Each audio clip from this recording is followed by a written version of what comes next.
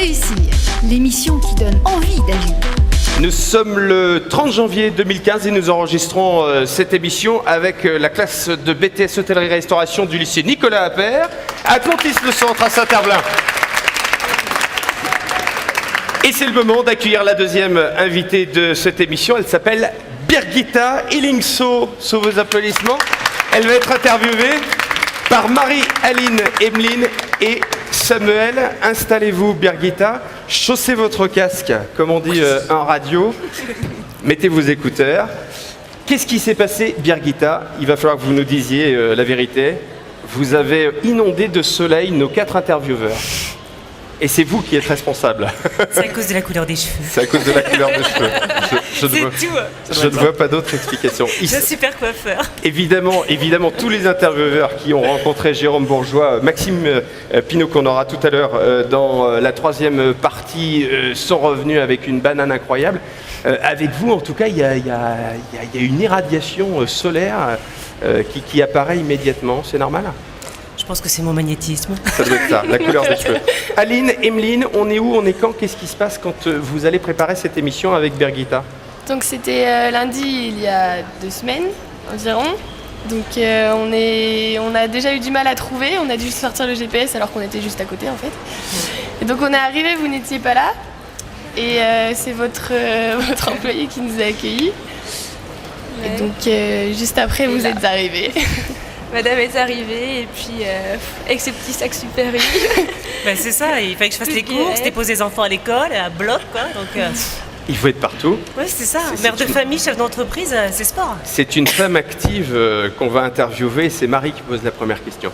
Donc en vous voyant, on est loin de penser que vous êtes restauratrice. Et même, vous étiez convaincue de ne jamais travailler dans le milieu de l'hôtellerie-restauration. Ouais. Donc ma question, c'est est-ce que vous pensez que c'est votre instinct qui vous a guidé jusque-là ?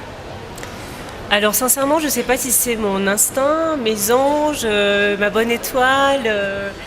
Je pense que j'ai fait ce que mon cœur m'a dicté de faire et ce que j'avais envie de faire, parce que j'avais surtout envie de faire un lieu où les gens se sentent bien, accueillir des gens. Approchez-vous bien du micro, Birgitta. Voilà, mettez votre faire micro. Découvrir. Ouais. C'était surtout faire découvrir ma double culture franco-danoise et tous les pays nordiques aux Français. C'était surtout ça, moi, l'idée à la base. J'avais toujours eu envie de vivre toutes ces cultures en même temps, et surtout, moi, j'ai donc un père danois et une mère française. Ah on vient de vous régler, pour ceux qui n'ont pas l'image, qui nous écoutent à la radio, on vient de régler le micro de Birgitta, c'est normal. J'ai un prénom suédois et j'ai gardé mon nom de jeune fille qui se dit Hillingso en danois. Hillingso, d'accord, je vais le noter pour la prochaine fois. Voilà, mon nom en danois c'est Birgitta Hillingso, donc c'est un vrai prénom bien nordique. Donc en fait à la base c'était ça, c'était retrouver cette culture, cette double culture dans toute ma vie. Et donc, au début de votre parcours, on commence où et on part de quoi en fait? Vous commencez où? Vous avez quel âge? Je sais pas, moi je fais ça folle. Ce que vous préférez? Ah non, c'est vous qui décidez. Non, c'est à vous de nous raconter. Je sais pas. Vous partez d'où? Vous commencez où? Vous avez quel âge? En tout cas, l'envie déjà de rassembler ces deux cultures tout le temps, c'est toute petite. C'est comme pour Jérôme, c'est la Madeleine de Proust, quoi. Ouais. On a envie de vivre ça tout le temps. Donc, moi j'étais. Dans les deux sens du terme pour Jérôme, la Madeleine. Oui, oui, mais moi je trouve que c'est tout à fait. La Madeleine, c'est très joli, c'est un joli clin d'œil parce que la Madeleine de Proust, c'est ce qu'on fait aussi. On cherche cette Madeleine de Proust dans ce qu'on est, dans notre travail, dans notre quête et tout ça, quoi. Donc, alors, Birgitta, elle a quel âge si on démarre son parcours Actuellement, là, j'ai quel âge? Non, là, on vous lance, Marie vous lance sur votre parcours. Tout à l'heure, on était à l'âge de 8 ans avec Jérôme. Je sais pas. L'image, l'instant, la porteuse de rêve, d'ambition. En tout cas, l'envie de garder ces deux cultures tout le temps, ça peut être, 8 ans, 10 ans, enfin la toute petite enfance. Vous avez grandi où? Alors, je suis née à Paris et à ma naissance, mes parents ont acheté une maison au Danemark. Donc, on faisait des allers-retours 4 fois dans l'année. Il y a toute la famille de mon père à Copenhague. Mon père est né dans le Jutland, donc sur la partie du Jutland. Et puis, donc moi, j'ai vécu toute mon enfance à Paris. J'ai été élevée à Paris, mais avec vraiment ces deux cultures. Donc, je parle couramment le danois, je parle bien le suédois, je parle bien le norvégien. Je parle bien d'autres langues aussi, mais on va dire ma deuxième langue natale, c'est le danois.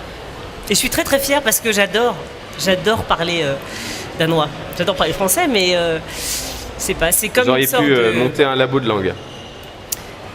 Je sais pas, j'ai peut-être pas ce talent. Je sais pas. J'ai peut-être pas ce talent. Je sais pas. Donc une petite question par rapport à vos études. Est-ce que c'est seulement grâce à vos dessins dessinés telle une patate, comme vous nous l'aviez dit il y a 2 semaines? Comment? J'ai pas entendu là. Un dessin dessiné comme une patate. En fait, moi j'avais un père qui était couturier, qui avait monté une maison de couture à Paris, et une mère styliste de formation. Donc je me suis dit, super, je vais reprendre la boîte de papa, waouh. Bon, je fais une école de stylisme et de modélisme, et comme je disais en rigolant à mes amis, là, je leur disais, je peux dessiner quand même comme une patate, c'est-à-dire que j'avais pas le talent d'un créateur. Donc j'ai dit, bon, bah, je vais faire autre chose. J'ai peut-être d'autres talents. On va développer d'autres choses.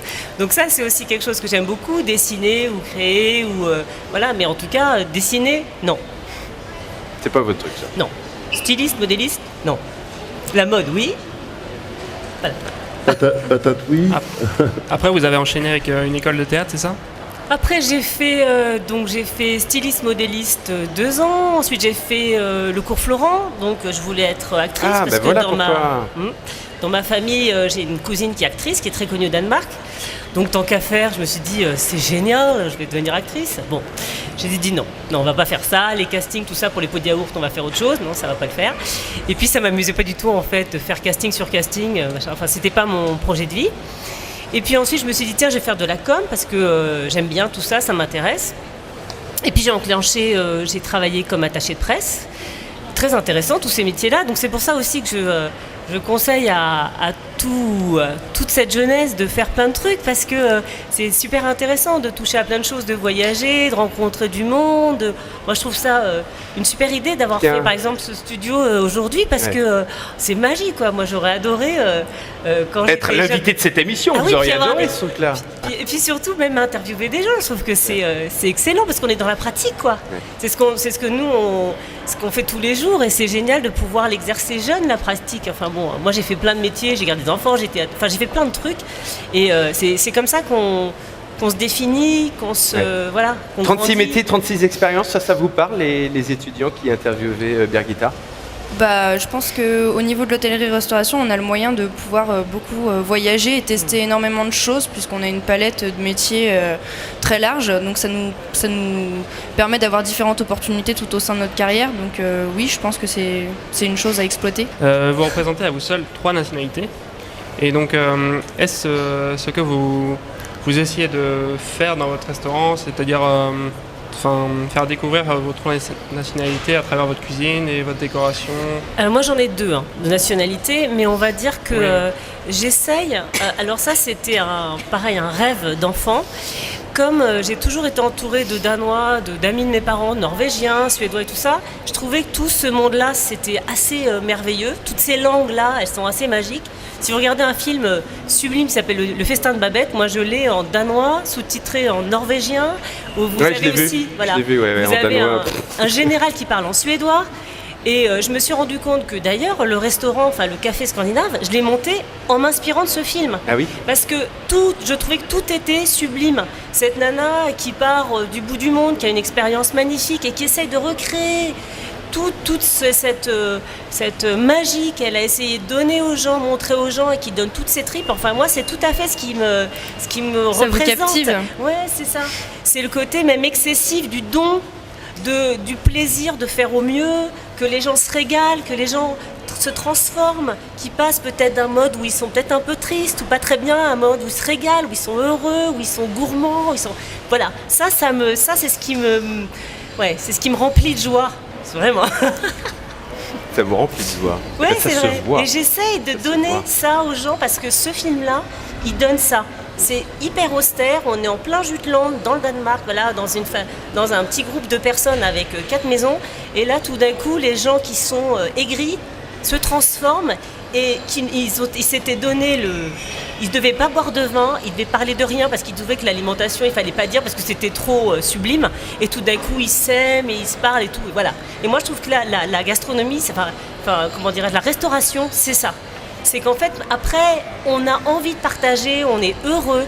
Et normalement, quand on mange, c'est ça qui se passe. Dans des bons vins et tout ça, c'est ça qui se passe. Brigitte, j'allais vous appeler Birgitta Ellingsø. Et notre invitée, il ne faut pas dire Brigitte, évidemment, une danoise. Pas surtout trop, pas. Si on peut éviter, c'est mieux. Est interviewée par Marie, Aline, Emeline et Samuel. Et c'est Emeline qui vous pose la question suivante. Peut-on dire que c'est votre extravagance et la convivialité qui règne dans votre restaurant? Peut-être. Je pense c'est possible. Alors moi, j'ai du mal à le dire parce que sinon, ça va peut-être paraître ou prétentieux ou dingo. Mais c'est possible. En tout cas, je me prive pas d'être moi-même et je pense que c'est important de rester soi-même parce que on peut pas tromper les gens et quoi qu'on fasse, on voit qui on est, ce qu'on fait et comment on le fait et plus on met de l'amour dedans, plus ça se voit et plus ça fait du bien, quoi. Ça vous est déjà arrivé d'être prétentieuse? Non, mais tu vois, alors ça c'est mon Non, mais côté c'est une question protestant. parce que j'ai l'impression que du coup vous prenez beaucoup de précautions, Non, mais au ça, risque de paraître moi je suis prétentieuse. protestante, je suis un peu je oui. suis austère. Ah oui, ça se voit, ouais. Non mais bon, en tout cas, voilà, c'est aussi des métiers où on reste humble parce qu'on fait attention constamment aux gens. Moi je considère que les hommes, leur corps c'est des cathédrales comme le mien et qu'il faut respecter et qu'il faut faire attention. Enfin bon, je fais vraiment attention à ce que je donne aux gens, quoi. Et je pense que d'ailleurs ça c'est peut-être mon côté un peu extravagante, vous avez raison, c'est que moi qui crois beaucoup aux anges, aux énergies et tout ça, je pense qu'on se rapproche de la terre, on se rapproche de ce qui est essentiel pour nous et voilà quoi, en tout cas cette extravagance-là qui émane de cette énergie, oui je pense qu'elle vient aussi On se rapproche de la terre, ça veut dire, pour qu'on comprenne bien votre propos? C'est-à-dire que tout ce qu'on fait actuellement, on a besoin d'être en relation et en adéquation avec la terre, avec l'environnement dans lequel on se trouve. Ouais. Avec faire attention au gaspillage, savoir utiliser les choses dans tous les... Enfin voilà, on est dans un mode de création, de Vous êtes un peu écolo sur les bords? Ouais, moi je suis assez écolo, Ouais. enfin j'essaye au maximum en tout cas, ouais. Tu savais pas, David, que ton corps était une cathédrale? Par contre, j'apprends quelque chose, ça fait plaisir à entendre. Alors, en tout cas, vous êtes très inspiré pour la discussion sur le thème se nourrir tout à l'heure. Marie? Qu'en est-il de Camille? On peut dire que c'est un peu votre bras droit au sein du restaurant. Ouais. Est-ce que vous pouvez nous raconter, comme vous nous l'avez raconté la dernière fois, comment est-ce que vous l'avez rencontrée et qu'est-ce qui vous a captivé dans Camille? Enfin, pourquoi elle et pas une autre? Parce que c'était aussi une période où il y avait du changement. Enfin, moi, il fallait que je trouve la personne qui me correspondait.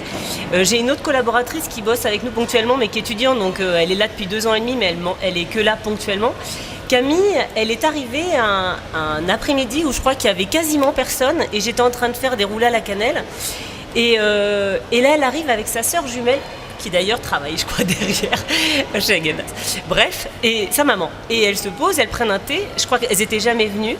Et je vois arriver ces jeunes filles blondes avec on aurait dit des Lorelai, là, surtout Camille avec ses grands yeux bleus. Et elles me regardaient comme ça et je me disais, mais j'ai envie de travailler avec cette fille. Je ne sais pas pourquoi, mais elle me correspond. Encore une autre façon de recruter. Ouais.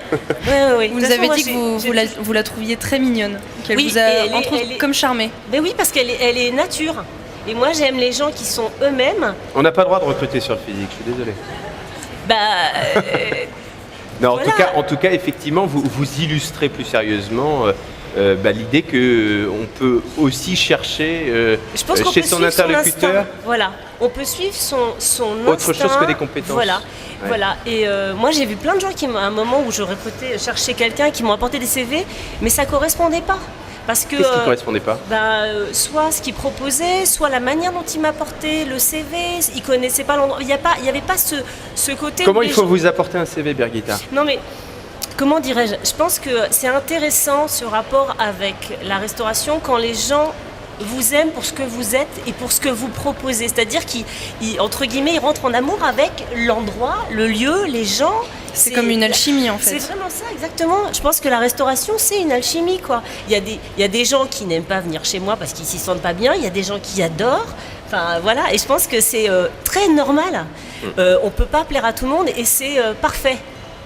Voilà, C'est tant mieux donc comme Camille, quand je l'ai recrutée, c'était ça. Et puis je lui dis, mais vous avez fait quoi? Elle m'a expliqué vous travaillez dans des grands restaurants. Et elle me dit, mais ça ne va pas, je ne veux pas travailler là-dedans. Et je lui dis, vous voulez faire un essai? Elle a fait l'essai le lendemain, elle était engagée le soir même. Et ça fait 1 an et demi qu'elle bosse avec moi et c'est top. Si les étudiants qui sont dans le public veulent réagir, allez-y, hein, parce que c'est quand même pas des discours, à mon avis, qu'on entend à tous les coins de rue. Vous nous avez dit que c'était plié en 48 heures. Ben oui, parce que je pense que... Alors, c'est vrai que moi, de toute manière, ça fait longtemps que je travaille sur moi, sur les énergies. C'est quelque chose de très particulier. Donc, ça veut dire que j'ai besoin de sentir la bienveillance tout de suite de l'autre côté. Et j'ai besoin que les clients, quand ils rentrent chez moi, ils sentent ça. Ça veut dire qu'on est dans un centre commercial. Alors voilà, c'est normal hein, qu'il y ait des appels pour des questions de sécurité. De temps en temps. Ah, vous faites ça aussi? Vous faites des voix en radio? Aline pose la question suivante. Alors, vous vous reflétez à travers 2 citations, donc qui sont « Prends la vie comme elle vient » et « Impose ta chance, serre ton bonheur, va vers ton risque, à te regarder, il s'habitue ». Pouvez-vous nous dire en quoi elle vous représente? Ben, moi, je trouve c'est René Char, ça, je crois. Ouais, René Char, ouais. La citation de René Char, elle est, en tout cas pour moi, elle est représentative de l'audace et qu'il faut avoir confiance en soi et confiance dans ses convictions et il faut oser prendre des risques. Je suis certaine que... C'était le thème de la dernière émission qu'on avait enregistrée ici, d'ailleurs, oser prendre des risques. Voilà, je pense qu'on arrive vers soi-même et vers ce qu'on veut qu'en prenant des risques et en osant affronter ces démons. Est-ce que vous répondez justement aux gens qui ne prennent pas le temps de prendre soin d'eux? Ben, je sais pas comment ils font, moi j'aime... passionnément prendre le temps j'aime énormément quand les gens me demandent des conseils au restaurant ou s'intéressent et j'aime m'intéresser à eux aussi. J'ai l'impression que le restaurant c'est plutôt une grande table. J'ai l'impression que les gens ils viennent déjeuner chez moi et que c'est comme un repas en famille. Oui, ouais, c'est ça. Et je les remercie. Vraiment, je suis dans la gratitude parce que je trouve que c'est ça va vous paraître prétentieux, mais c'est un honneur quand les gens viennent manger chez vous parce qu'ils viennent manger chez vous et ils trouvent que c'est bon, quoi. Et moi, je trouve que c'est la classe. Je trouve que c'est la classe. Ça vous apporte de l'estime. Oui, c'est ça. C'est important pour son évolution de vie, pour l'image qu'on a de nous-mêmes, l'image qu'on reflète, sa construction. Ça fait partie un peu de la culture de gratitude dont vous parliez tout à l'heure. Ouais. L'idée, c'est effectivement que vous soyez en pleine gratitude de ce que vous recevez, mais aussi de ce que vous donnez. Oui, et c'est amusant, par exemple, quand on parlait de Camille, elle a appris à proposer des smørrebrød, des æblekage, des æbleski ou des trucs qu'on ne peut pas dire presque, et elle a appris à parler danois, quoi. Ça, c'est chapeau bas, parce que pour bosser avec moi, il faut savoir dire des mots... parler en danois presque.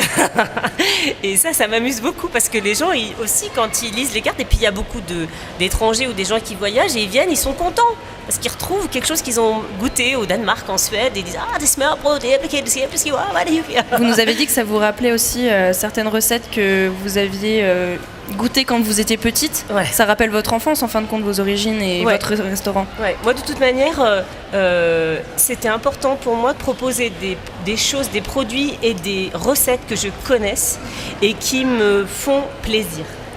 C'est-à-dire que tout ce que je propose, je connais, et je puise dans mon enfance et ça me réjouit, quoi. Parce que je trouve que c'est bon et drôle et poétique. Ensuite, vous parliez de confiance en soi, d'estime. Vous nous avez dit qu'il faut savoir lâcher prise lorsqu'il est temps. Et seriez-vous prête à tout quitter pour recommencer autre chose, un nouveau concept? Ah oui, moi je pense sincèrement, c'est une jolie question parce que, entre autres, dans toutes les autres questions, je pense que la vie, elle nous emmène vers un chemin de vie et que quand notre chemin de vie change, il faut savoir lâcher prise et aller vers autre chose. Et que ça, c'est magnifique parce que toute notre destinée, elle est magnifique si on ose lâcher et aller vers autre chose. Et en général, quand on a des souhaits de vie, la vie nous les emmène. Il faut vraiment Ça veut dire qu'il faut savoir ce qu'on veut. En tout cas, je ne sais pas si il faut essayer d'avoir des rêves et d'y croire et demander à ces anges qui nous Demander les... à qui, du coup Portés par les anges. Portés par les anges et demander C'est assez quels sont nos spirituel, souhaits. ce que vous dites. Mais oui, mais moi je suis très portée là-dessus parce que je trouve que c'est génial. En fait, plus on demande, plus on a. Plus on demande, plus on a. Donc ça veut Hier, il y dire avait une conférence sur les anges chez moi. Et je peux vous dire que c'était, il y avait plein de monde et c'était un total succès. Ouais. Birgitta nous irradie de bonheur, de plaisir. Emeline, la dernière question. Donc pour terminer, parlez-nous de votre objectif futur qui est de créer un forum de l'évolution de la confiance. Ouais, en fait, c'est dans le même idée, c'est le forum d'évolution de la conscience. En fait, j'ai eu la chance d'aller à Paris. C'était au mois de novembre. Et j'aime bien cette idée et ça me porte beaucoup d'essayer de mettre ça en place sur Nantes. Et la conscience, elle est dans tout. Elle est dans l'alimentation, elle est dans nos pensées, elle est dans la manière de... C'est quoi la conscience La conscience, c'est... éclairez pour ceux qui ne sont pas très portés psychologie. En tout cas, c'est comme ça que moi je l'entends, c'est-à-dire vouloir le meilleur et vouloir donner tout de manière la plus sereine. Avoir des pensées qui sont tournées vers le collectif, avoir envie d'aider les gens, penser positif, parce que c'est pareil. Moi, je considère beaucoup que l'alimentation, quand on met de l'amour dans l'alimentation, c'est meilleur. Les fleurs de bac, c'est quelque chose, un concept. Quand on travaille les fleurs de bac avec amour, c'est meilleur. L'alimentation, c'est pareil. Il y a peut-être des gens qui vont vous écouter, qui vont vous regarder sur Internet et qui vont se dire, bon, c'est du blabla tout ça, sans faire de jeu de mots avec le nom de votre restaurant. De toute manière, ils peuvent. Quand on a des difficultés, c'est pas facile. La pensée positive, le coup de pied au derrière, la méthode. Vous leur dites quoi à ces gens-là qui finalement... Pour certains ont évidemment des bonnes raisons d'être malheureux et puis pour d'autres peut-être ont du mal à sortir de la futilité de certaines choses. Je pense que quoi qu'il en soit, ça c'est encore un autre... chacun fait ce qu'il peut, comme il le souhaite et comme il l'entend. Moi c'est une manière de penser que j'ai et j'essaye entre guillemets, de la vivre au quotidien, de la mettre en pratique dans tout ce que je fais. Et j'aimerais pouvoir présenter aux gens, des gens que j'ai rencontrés, que ce soit dans mon restaurant, dans ma vie, etc., qui m'inspirent et qui donnent au monde une conscience encore plus belle. Et ça, c'est important pour moi, en tout cas pour moi. Et j'aimerais bien, mais ça c'est peut-être un projet qui ne sera pas tout de suite, mais c'est pas grave. Vous nous aviez dit que vous vouliez transmettre avant tout, en fait. Si je peux, par exemple, c'est pour ça que j'étais très contente et ravie et je vous remercie de m'avoir invitée, c'est que tout ce que je peux transmettre, partager, je le fais avec grande joie, quoi. Eh ben vous avez beaucoup... Comme Yvon l'a fait aussi pour moi.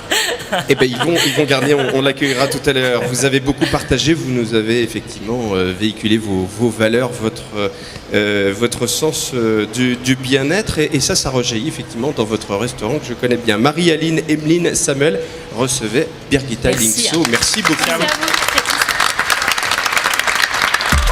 Réussir, l'émission qui donne envie d'agir.